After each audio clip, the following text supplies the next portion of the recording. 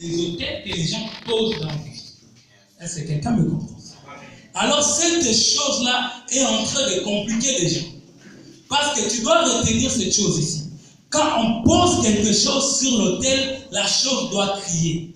Parce que sur l'autel, on ne pose pas n'importe quoi. Dans l'autel, dans l'ancien temps, on offrait quelque chose de significatif. Dans l'autel, on ne pose pas n'importe quoi. Si je veux sacrifier ta vie, dans l'autel, je dois déposer quelque chose. Est-ce que quelqu'un me comprend? Et tu dois comprendre que l'autel a plusieurs façons. L'autel, ce n'est pas ce que vous voyez dans la télé, on pose quelque chose, on pose je ne sais pas quoi, on en appelle ça l'autel. Dans la Bible, si vous les lisez, vous allez comprendre qu'il y a plusieurs sortes d'autels. Il y a certains autels, on les posait dans des pieds. Il y a certains autels, on les posait dans la maison de l'Éternel. Il y a certains autels que les sorciers aiment bien utiliser. Ils sont en train d'invoquer leur Dieu et ils posent quelque chose dessus. Autrement, même ces chairs que tu es en train de voir devant toi peuvent constituer un autel. Pourquoi j'ai dit que cette chair que tu vois devant toi peut constituer un autel? Pourquoi? Parce que dans la définition de l'autel, on dit ceci. C'est un endroit de communion entre un Dieu et son enfant. Autrement, l'autel, c'est un endroit de communion entre divinités. Parce que quand on parle de divinité, on voit plusieurs dieux. Alléluia. Pour ta connaissance, il y a plusieurs dieux. Tu dois bien savoir quel Dieu toi tu es en train d'invoquer ce soir. Tu dois savoir quel Dieu tu es en train de prier ce soir. Mais je ne suis pas là. Mais tu dois savoir, dans l'autel, quand quelqu'un veut poser quelque chose sur l'autel, c'est en communion avec son Dieu. C'est en communion avec les divinités que lui est en train d'utiliser. Tout comme toi, tu peux te réveiller, tu te dis non, mon lit ici, ça devient un autel. Je vais poser quelque chose là-dessus.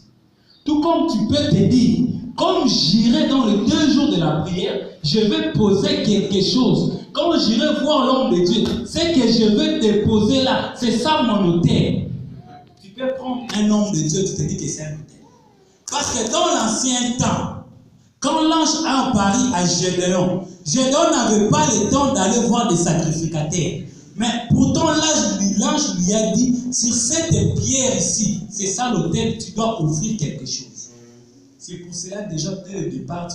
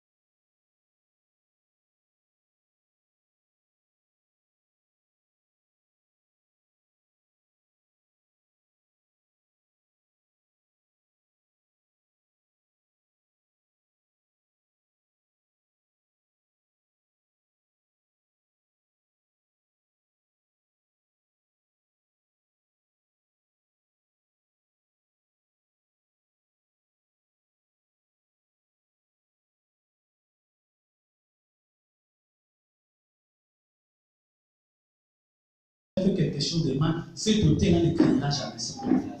Pourquoi je dis tu as fait quelque chose de mal? Toi, tu es en train de constater des signes que ta vie ne marche pas, tu ne veux pas détruire cet autel. Si quelqu'un pose l'autel pour sa famille, il n'a pas le temps de venir t'informer. Bon. Mais le fait qu'il appartient dans ta famille, il ira poser quelque chose à l'autel. Peut-être pour détruire ta vie, ou soit pour construire ta vie.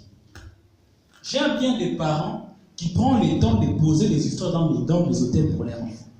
Parce qu'ils ont compris que si mes grands-parents ils n'avaient pas posé quelque chose, moi je dois poser pour mes futures générations. Autrement pour mes enfants. Pendant qu'eux ils ont cette initiative-là, il y a aussi d'autres qui se sont dit non, on doit détruire la vérité. Toujours dans l'hôtel. Et quand cette chose-là va commencer à crier, vous allez souffrir. Si l'autel a de l'impact dans nos vies, les chrétiens d'aujourd'hui, c'est parce qu'on ne prend pas le temps de fermer ces portes-là. Alléluia. Voilà les signes qui montrent que l'autel est en train de persister dans ta vie, dans ta famille. Quand l'autel commence à crier dans la vie d'une personne, il y a toujours des problèmes qui le poursuivent. Toi, quels sont les problèmes qui te poursuivent? Pendant que l'Éternel a dit ceci, les enfants ne vont jamais souffrir. Nulle part dans la Bible, si tu te mets à les lire, tu verras quelque part l'Éternel a donné une promesse de la souffrance dans ta vie. Il n'y a pas cette promesse. Si tu es en train de souffrir, c'est parce que quelqu'un a posé quelque chose. Et toi, tu commences à souffrir. Il est en train d'utiliser ton étoile au trépied. Si tu remarques qu'à chaque fois que tu trouves de l'argent, tu ne fais rien avec cet argent-là. Pourquoi tu ne fais rien avec cet argent-là? Parce qu'il y a l'autel dans ta vie qui est en train de bloquer l'évolution de ta vie. Maintenant, pour détruire ces problèmes-là, pour détruire l'autel qu'ils ont posé dans ta vie, il y a un mécanisme que tu dois emprunter. Quel est ce mécanisme que tu dois emprunter? C'est le mécanisme que Gédéon a fait. J'aime bien cette histoire. La Bible déclare ceci. Il y avait un moment que Dieu avait donné des ordres à Israël. Dieu avait dit, vous n'allez jamais adorer notre Dieu. Est-ce que tu sais que Dieu est jaloux? Est-ce que tu sais que Dieu n'aime pas qu'on les mélange? Maintenant, Dieu a donné cet ordre-là à Israël. Il a dit, personne ne doit me mélanger. Il a dit, personne ne doit prier d'autres dieux. Dieu a imposé des limites. Ce n'est pas pour rien qu'on le dit comme Dieu aime bien poser toujours des limites. Tu ne peux pas jamais marcher avec deux personnes si vous n'êtes pas d'accord. Alors Dieu aussi est comme ça. Dieu a dit à ce peuple d'Israël, vous ne devez pas adorer d'autres dieux. Vous ne devez pas offrir d'autres choses à d'autres dieux. Tu ne dois pas offrir un sacrifice sur l'autel à un autre Dieu. Mais la Bible déclare ceci. Ces peuples-là, ils ont commencé à adorer d'autres dieux. Tellement notre Dieu aussi se fâche. La Bible déclare ceci. L'Éternel a accepté que les mendiants puissent régner sur le peuple d'Israël. En plus, la Bible déclare les mendiants ont régné sur le peuple d'Israël pendant 7 ans. C'était une souffrance. Pourquoi je dis cela? Parce que quand je lis la Bible, le Saint-Esprit est en train de me dire ceci. Pourquoi ce peuple-là souffrait? Parce que ce peuple-là, ils ont commencé à adorer notre Dieu. C'était ça la cause. Celui qui ne connaît pas l'histoire du père de Gédéon, le père de Gédéon, il priait d'autres dieux. Le père de Gédéon priait le Dieu de Baal, qui n'est pas notre Dieu, Yoshua Mashi, qui n'est pas Yahweh. Alléluia. Le père de Gédéon a commencé à prier notre Dieu, jusqu'au fait, il a construit un hôtel pour ses dieux de Baal. Il n'était pas le seul en Israël à faire cette erreur ici. La Bible déclare que c'était la ville d'Israël qui avait commis cette erreur. Tu dois aussi retenir que le peuple d'Israël, ils ont commis beaucoup de fautes. Alléluia. Mais moi, je dis toujours ceci. Ce peuple-là, il devait commettre ces fautes-là pour que moi, je ne puisse pas commettre les fautes. Pourquoi? Quand je suis en train de voir ce qui est arrivé dans leur vie, moi, je commence déjà à me corriger. Alléluia. Pendant que le père de Gédéon a construit l'autel de Baal dans sa maison, et d'autres gens, Dieu s'est irrité contre ces peuples. Il les a punis pendant 7 ans. Il a autorisé les mendiants de leur frapper, de leur mener la vie dure. Et la Bible déclare, ce peuple-là a commencé à souffrir. Pourquoi ils souffraient? Parce qu'il y avait des gens qui posaient des histoires dans des hôtels de bas. Il y avait des gens qui prenaient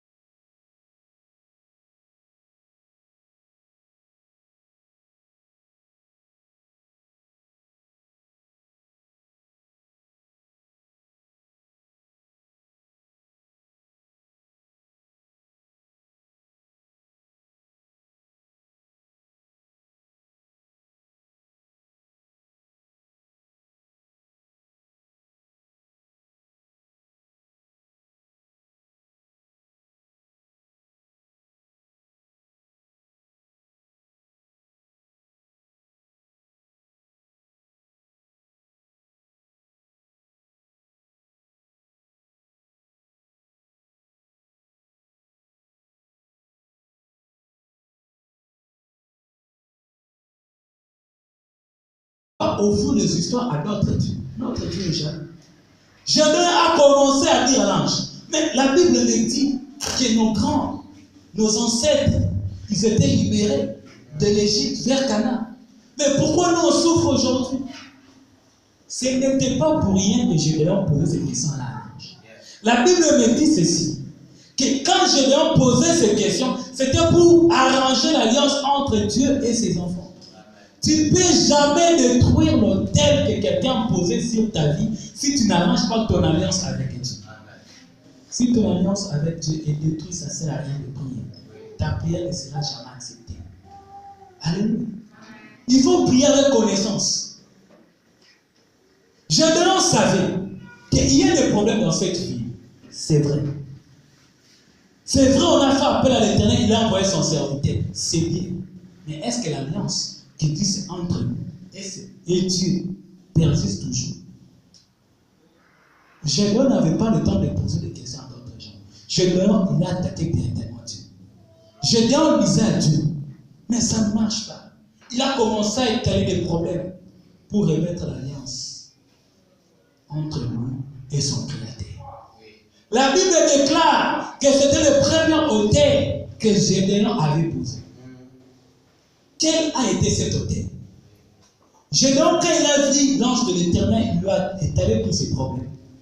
Il dit à l'ange de l'Éternel, si réellement tu es un ange de l'Éternel, attends que je t'apporte l'offrande. Laisse-moi te dire que les offrandes ici pèsent. Pour détruire les autels, tu dois poser quelque chose. Gédéon Premièrement, il a posé l'offrande pour établir l'alliance entre Dieu et ses peuples.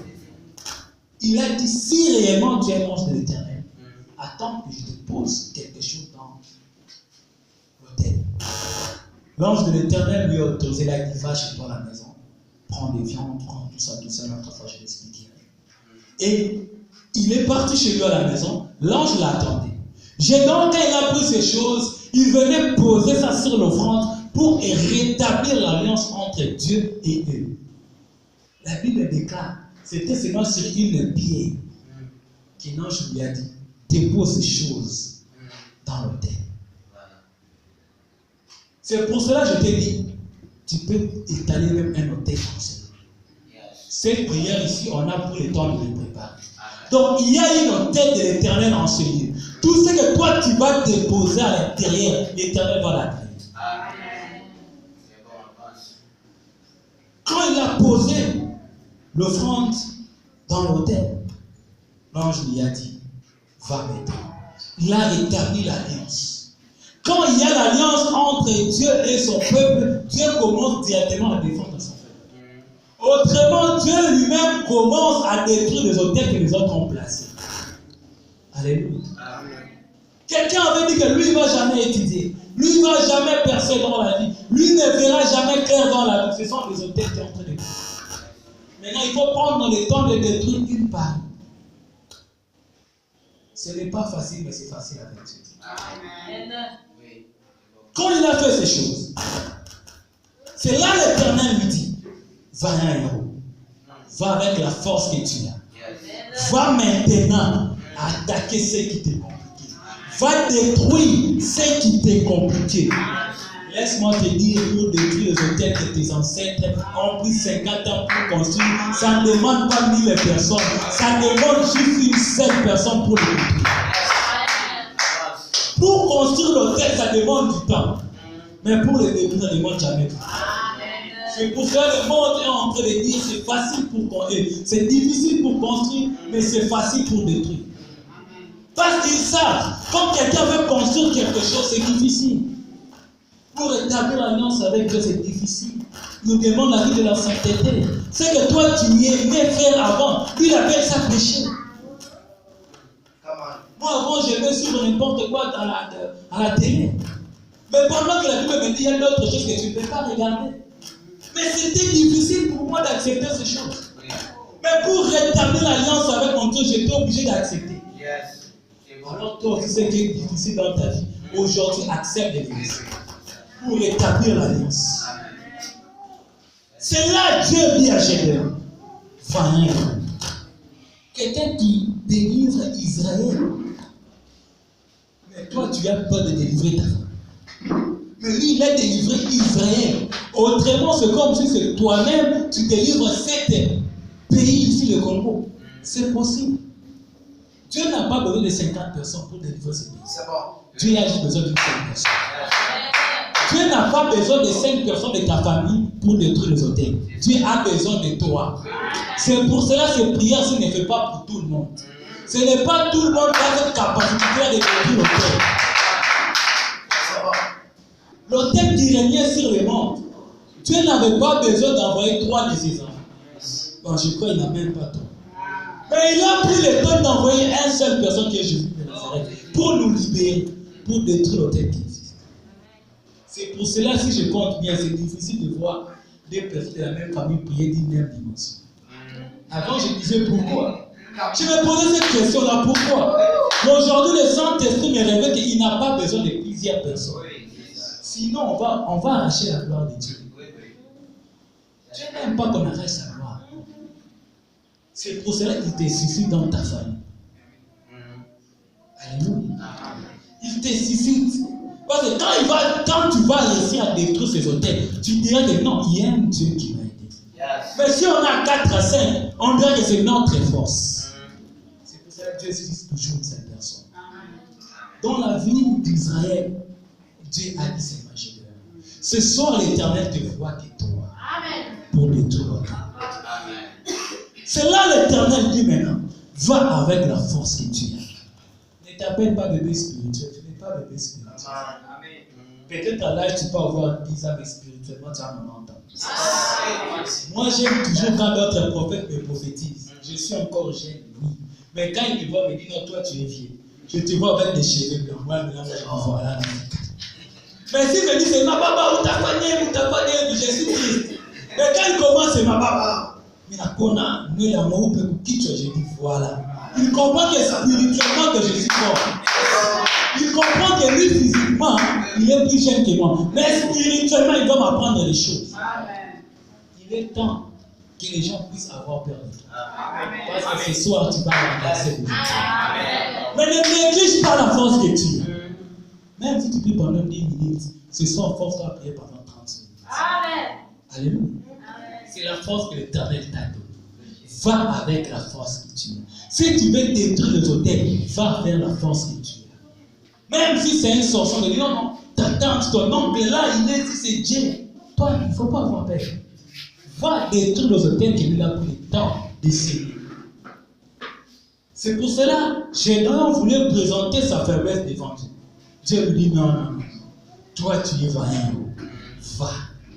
Tu as déjà rétabli l'alliance. Je vais te protéger. Va avec la force que tu as. Est-ce que quelqu'un peut dire à son voisin, va avec la force que tu as? Effectivement, quand tu parles avec la force que tu as, c'est pour détruire. Amen. Quand on parle de détruire, on ne blague pas. Moi, je dis toujours que tu sois mon grand-père, que tu sois ma tante, si tu es sorcier, tu avais posé un hôtel, moi j'ai cru que tu m'aimes. Parce que je n'ai pas besoin de toi. Moi, dans ma vie, je dis toujours, je n'aime pas souffrir. C'est pour cela qu'on m'appelle Dieu grâce. J'aime trop la grâce de l'Éternel. Pour ton information, moi, je ne force pas les choses. Moi, je dis toujours, Seigneur, fais-moi grâce. Quand je pars quelque part, je sais que c'est difficile. Mais je dis toujours, ma grâce va m'accompagner. Alors, quand tu parles de détruire là, il ne faut pas avoir peur. Va avec la force que tu as. Et quand tu pars avec la force que tu as, il ne faut pas avoir peur. C'est un sorcier, attaque, il fait pendant la journée. Va les détruire. Va détruire ce qu'il a posé dans le thème. C'est pour cela que Gédéon, il avait fait l'erreur prophétique. Pourquoi? Il était parti détruire l'autel. Je crois que c'était la vie prophétique. Il avait peur. Mais toi, tu ne dois pas avoir peur. C'est pour cela aujourd'hui, à 17h, tu vas détruire les hôtels. Tu ne vas pas attendre à minuit. Non, je me réveille à minuit parce que son papa me voit. Non, ici, tu vas détruire les hôtels. Gédéon a pris la force qu'il avait. Il est parti détruire l'autel de son père. Mais avant de le faire, il a eu le temps d'arranger l'alliance. Il a détecté les problèmes qui venaient en Israël. C'était la souffrance qui venait pendant 7 ans. Mais quand Gédéon est arrivé, la Bible déclare, c'était dans l'espace de quelques heures, que Gédéon avait délivré Israël. Et c'est là qu'Israël avait changé de langage. C'est là même quand Gédéon a fait cela, il a détruit l'autel de son père. On a changé le nom de Jéruba. C'est bon, c'est bon. Il est devenu général. À l'armée, quand tu t'appelles général, tu n'es pas n'importe qui. C'est bon. Donc tu es un vrai guerrier. Gédéon, c'était un vrai guerrier. Il a attaqué un dieu, une divinité, un sorcier, qui est mal. Il a détruit son autel. Et les gens se sont réveillés, que l'autre appelle les répercussions, pour arrêter Gédéon. La Bible déclare que Gédéon n'avait pas peur. Parce que Gédéon savait que la grâce de Dieu va m'accompagner. Ce soir aussi, quand tu vas détruire les hôtels, Dieu va te protéger. C'est pour cela que quand Gédéon a détruit ces hôtels, ils ont commencé à dire, non, ce petit enfant ici, il ne respecte pas notre Dieu.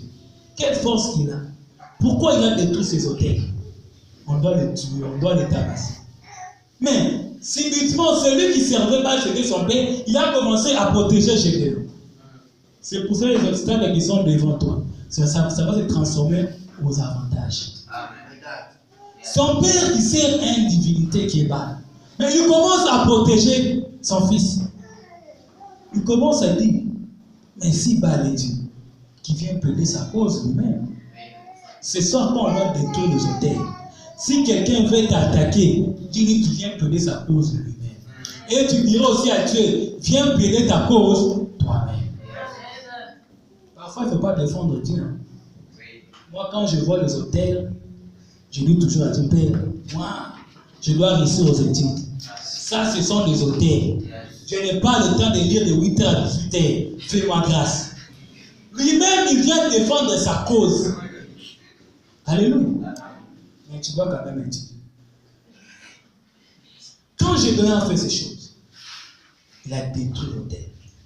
La Bible déclare que ce peuple-là était libéré à cause d'un homme. Et son statut a changé. Il a amené l'armée.